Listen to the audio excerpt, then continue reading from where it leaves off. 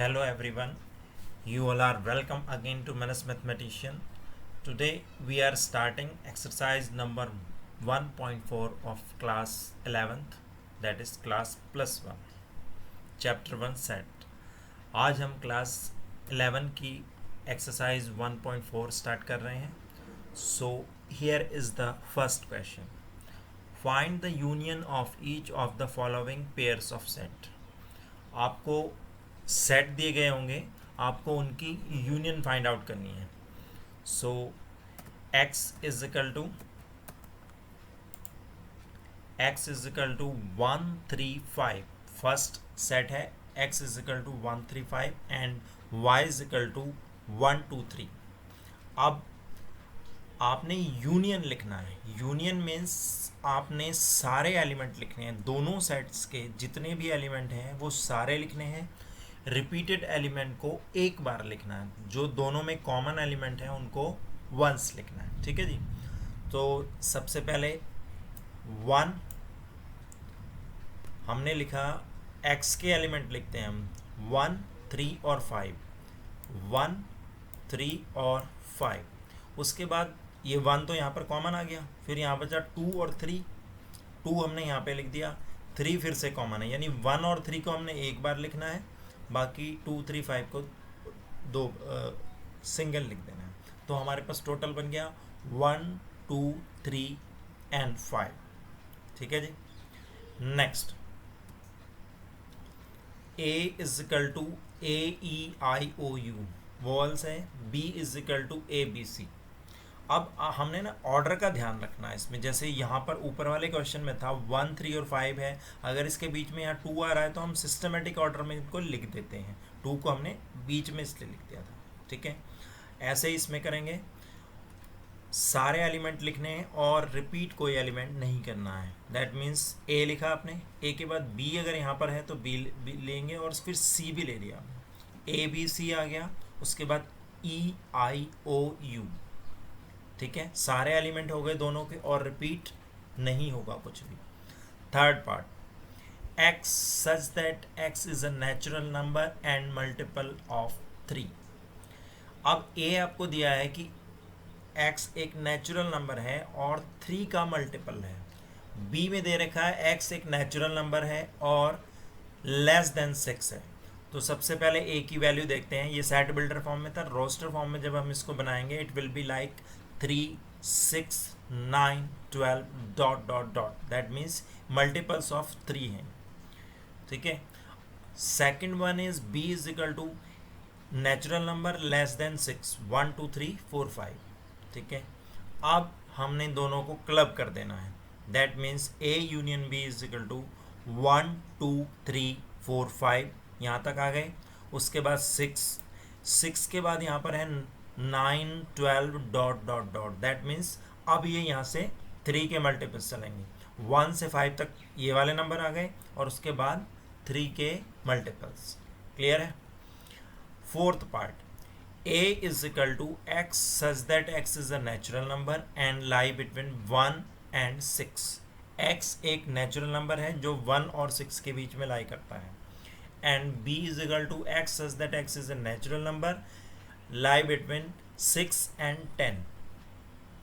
तो A की value देखें पहले आप.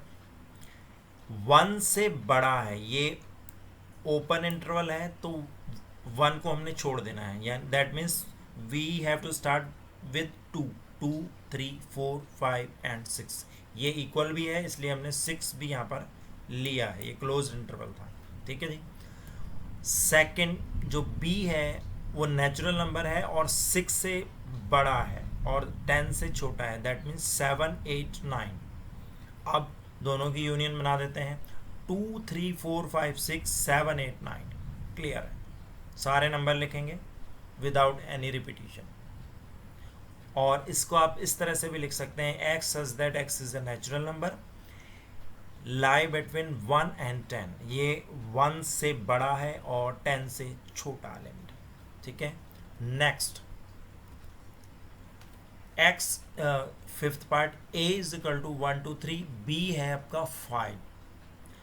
1, 2, 3 और 5 मीन्स नल. कुछ भी नहीं है, तो क्लियरली 1 2 3 ही आ जाएगा। Now move to second question. Let A is equal to A B is equal to A B C, is A is a subset of B.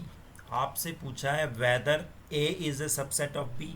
अब सबसेट के लिए कंडीशन थी कि अगर किसी सेट के सारे एलिमेंट दूसरे सेट में प्रेजेंट हैं, if all the element of a set are present in another set, then that set is called subset of another element, another set। ठीक है जी। तो आप देखेंगे यहाँ पर a और b दो एलिमेंट हैं, ये दोनों यहाँ पर प्रेजेंट हैं, a और b यहाँ पर प्रेजेंट हैं, so you can say a is a subset of b, a is a subset of b as all the elements of a are in B। ठीक है। नाउ A यूनियन B पूछा है आपसे। A union B में हम A B C तीनों element लिखेंगे, जितने भी हमारे पास एलिमेंट हैं, and that will be equal to B, क्योंकि बड़ा जो है वो B है, B के इक्वल आ जाएगा ये। Next third question. If A and B are two sets such that A is a subset of B, same इसी क्वेश्चन का रिपीटिशन है। ए बी का सबसेट है, तो ए यूनियन बी क्या होगा? ए यूनियन बी यहाँ पर क्या था? बी के इक्वल आ जाएगा। So if A is a subset of B, then A union B is equal to B. Next fourth question. If A is equal to 1 2 3 4, B is equal to 3 4 5 6, C is equal to 5 6 7 8 9 and D is equal to 7 8 9 10। Find, आपको find out करना है A union B। सबसे पहले A और B का union find out करेंगे। कैसे? A और B के सारे एलिमेंट लिख देंगे विदाउट एनी रिपीटिशन, यानी 1 2 3 4, 1 2 3 4 आ गया, 3 और 4 कॉमन है, उसके बाद आ गया 5 और 6, बस। Now second, A union C। अब आपको A और C के सारे एलिमेंट लिखने हैं। A में है 1 2 3 4, लिखे हमने 1 2 3 4। C में 5 6 7 8, रिपीटिशन किसी का नहीं है। Third part, B union C। B और C के सारे एलिमेंट लिखने हैं। B के एलिमेंट स्टार्ट होते हैं 3 4 5 6, पहले B के लिखे 3 4 5 6, ठीक है। देन C के एलिमेंट 5 और 6 रिपीट है, 7 और 8 बस बचेंगे, ठीक है जी। Next fourth part, B union D। B और D की यूनियन लिखनी है अपने, यानी B और D के सारे एलिमेंट लिखने हैं 3 4 5 6 और 7 8 9 10, बिल्कुल सिंपल है। Next fifth part, A union B union C। अब आपने तीनों को मिक्स करना है, A B और C को। तो देखें, A में मेरे पास है 1 2 3 4, B में है 3 4 5 6 और C में है 5 6 7 8। यानी इसमें 1 2 3 4 पहले हमने A के लिखते हैं 1 2 3 4, 3 और 4 आ गए इसमें ऑलरेडी, 5 6 यहाँ पे लिखा 5 6, A और B क्लियर हो गया। अब C के लिख देते हैं, 5 6 ऑलरेडी है, 7 और 8 को हमने यहाँ लिख दिया। That means A union B union C is equal to 1 2 3 4 5 6 7 8। Next six part, A union B union D। अब A B और D की यूनियन बनानी है आपने, बनाएं। A और B के एलिमेंट अगर मिलाते हैं तो 1 2 3 4 5 6, A और B यहाँ तक कवर हो जाता है, ठीक है जी। बाकी आपने D को मिक्स कर देना है। D स्टार्ट होता है 7 8 9 10, ये आपने लिख दिया 7 8 9 10। So A union B union D is equal to 1 2 3 4 5 6 7 8 9 10। Seventh part, B union C union D। B C और D को मिक्स करना है, 3 4 5 6, 5 6 ऑलरेडी है, 7 8 लिख देंगे। तो स्टार्ट होता है 3 4 5 6 7 8, यहाँ से लिख दिया, ये कवर अप हो गया B और C। अब D में 7 8 ऑलरेडी लिख चुके हैं, 9 और 10 को लिख सकते हैं, ठीक है जी। B union C union D is equal to 3 4 5 6 7 8 9 10। Now move to fifth question. Find the intersection of each pair of sets of question 1 above. अब जो जहाँ से 1 क्वेश्चन से आपने स्टार्ट किया था, अब पहले यूनियन फाइंड आउट किया था, अब उन्हीं का इंटरसेक्शन फाइंड आउट करना है. इंटरसेक्शन मीन्स कॉमन, जो दो सेट्स में कॉमन होगा, दैट इज इंटरसेक्शन. ठीक है, तो फर्स्ट पार्ट था हमारे पास x इज इक्वल टू 1 3 5 और y इज इक्वल टू 1 2 3. अब आप मुझे बताएं इनमें कॉमन क्या है जो दोनों में है. ये 1 है, ये यहाँ पर भी है. ठीक है, उसके बाद ये 3 है, ये यहाँ पर भी है. That means 1 and 3, 2 elements are common. So you will write x intersection y is equal to 1 3. ये intersection का साइन है, इन्वर्ट यू लाइक सिंपल होता है, तो 1 और 3 आ गया फर्स्ट पार्ट का. Move to second part of fifth question. a is equal to a e i o u and b is equal to a b c. अब इसमें कॉमन ढूंढना है अपना. a क्लियर है, उसके बाद b और c नहीं है, that means only a is common, therefore a intersection b is equal to a. Next third part, a is equal to x such that x is a natural number and multiple of 3 and x such that b is equal to x such that x is a natural number less than 6. तो वही लिखना है जो आपने first question में किया था, वहाँ यूनियन थी या इंटरसेक्शन है. मल्टीपल्स ऑफ 3 होगा, that means 3 6 9 12 dot dot dot, ये 3 के मल्टीपल्स हैं. b की वैल्यू होगी नेचुरल नंबर लेस देन 6, 6 से छोटे सारे नेचुरल नंबर 1 2 3 4 5. अब दोनों में कॉमन ढूंढना है. कॉमन है यहाँ पर 3, ठीक है, 4 और 5 यहाँ पर नहीं, only 3 is common, therefore a intersection b is equal to 3. Fourth part, a is equal to x such that x is a natural number and lie between 1 and 6. x एक नेचुरल नंबर है जो 1 और 6 के बीच में lie करता है. b कहता है x एक नेचुरल नंबर है जो 6 और 10 के बीच में लाई करता है. सो a की वैल्यू हो जाएगी आपकी, ये वाली लिमिट आपने छोड़ देनी है, तो 2 3 4 5 और ये इक्वल टू है तो इसलिए ये ले लेना. ठीक है जी, 2 3 4 5 6 और b की वैल्यू है 7 8 9, क्योंकि इस 6 से बड़ा है, दैट मीन्स 7 8 9, 10 से छोटा 9 तक. दोनों में कॉमन कुछ है? कुछ भी कॉमन नहीं है. जब कुछ भी कॉमन नहीं होगा यू विल राइट 5. क्या लिखेंगे आप? 5 लिखेंगे और 5 के अराउंड करली ब्रैकेट नहीं लगाना है. आपको इस बात का ध्यान रखना है कि 5 को करली ब्रैकेट में बंद नहीं करना है. नेक्स्ट फिफ्थ का fifth part, a is equal to 1 2 3, b is equal to 5. आप दोनों का इंटरसेक्शन आपसे पूछा है, तो ये तो पहले से कुछ भी नहीं है, 5 मीन्स नथिंग, तो यू विल से कॉमन कुछ भी नहीं है, 5 आ जाएगा answer. Now move to sixth question. a is equal to 3 5 7 9 11, b is equal to 7 9 11 13, c is equal to 11 13 15 and d is equal to 15 17. अब आपसे कुछ क्वेश्चन पूछे हैं. First is a intersection b. a और b में common क्या है? सो ये 7 मुझे दिखाई दे रहा है, ठीक है जी. उसके बाद ये 9 भी है यहाँ पर, ठीक है जी, और ये 11 भी है. 7 9 and 11.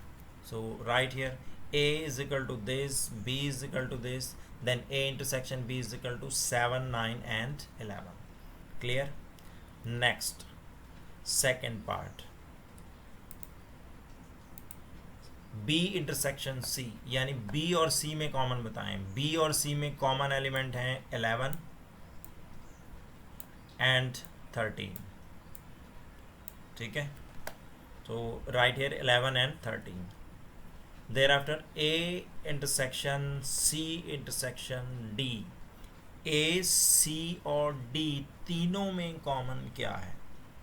a के एलिमेंट है 3 5 7 9 11, c के एलिमेंट हैं 11 and 13, 11 13 and 15, और d के एलिमेंट है 15 and 17. तो तीनों में कुछ भी कॉमन नहीं है, ऐसा कोई भी एलिमेंट नहीं है. अगर मैं ए और सी की बात करता हूँ तो डेफिनेटली ये 11 कॉमन है, ठीक है जी, लेकिन वो डी में नहीं है, छोड़ दिया हमने इसको। उसके बाद बी, सी और डी की बात करें, सी और डी में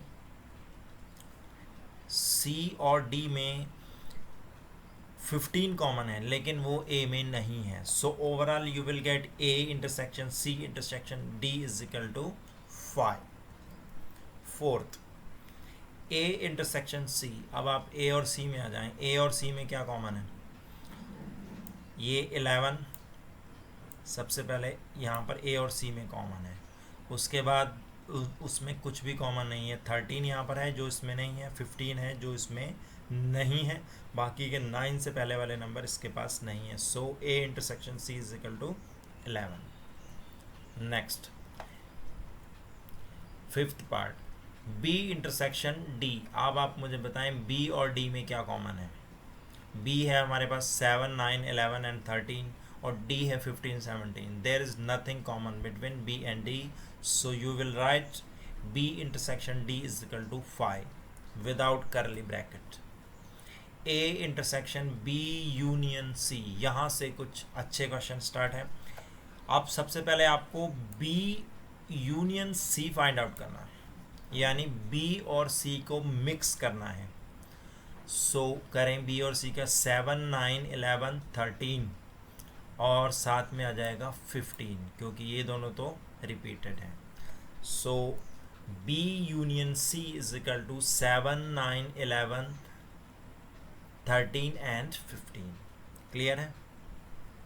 उसके बाद ये जो बी यूनियन सी आया है, इसका ए के साथ आपने इंटरसेक्शन देखना है, यानी कॉमन देखना है। बताएं आप ए और बी यूनियन सी में क्या कॉमन है? एक तो 7 हो गया, फिर 9 हो गया और 11 हो गया। 7, 9, 11। Therefore A intersection B union C is equal to 7, 9 and 11। Simple है। So move to seventh part, A intersection D. A और डी में क्या कॉमन है? ए में है 3, 5, 7, 9, 11 एंड डी है 15, 17। There is nothing common, so you will write 5। Eighth, A intersection B union D. Now first of all find out B union D. B और D की union find out करें। 7, 9, 11, 13 यहाँ तक है, 15 और 17 और आ जाएगा, यानी ये बनेगा B union D is equal to 7, 9, 11, 13, 15 and 17।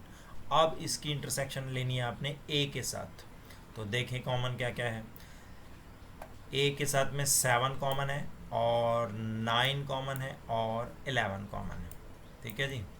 So you will write A intersection B union D is equal to 7, 9 and 11। Clear?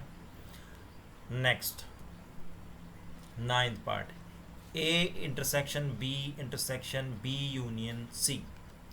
सबसे पहले ए और बी की इंटरसेक्शन फाइंड आउट करनी है, दोनों में कॉमन। बताएं मुझे ए और बी में क्या कॉमन है? तो ए और बी में कॉमन है 7, 9 and 11। Write here A intersection B is equal to 7, 9, 11। Then write B union C. B और सी का यूनियन बनाना आपको, 7, 9, 11, 13 एंड 15। अब इन दोनों के बीच में कॉमन, ये 3 एलिमेंट्स कॉमन है यहाँ पर, ठीक है जी। सो राइट हियर 7, 9 एंड 11। नेक्स्ट देखें 10th part, A union D. सबसे पहले A union D find out करें। ए और डी की यूनियन, यानी कि 3, 5, 7, 9, 11, 15 और 17।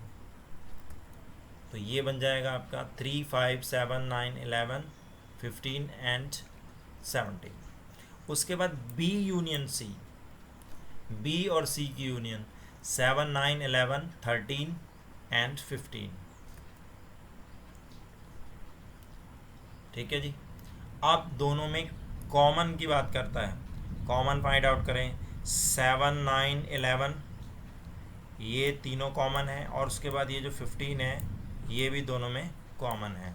तो write here 7, 9, 11 and 15। A union B intersection B union C is equal to this. Clear है? NCERT math series will be continued in the upcoming videos. Please like, share and subscribe the channel. आप बने रहें हमारे साथ. हम first chapter से last chapter तक सारी बुक NCERT RS अग्रवाल और RD शर्मा कवर अप करेंगे इस चैनल पर. Thank you very much for watching.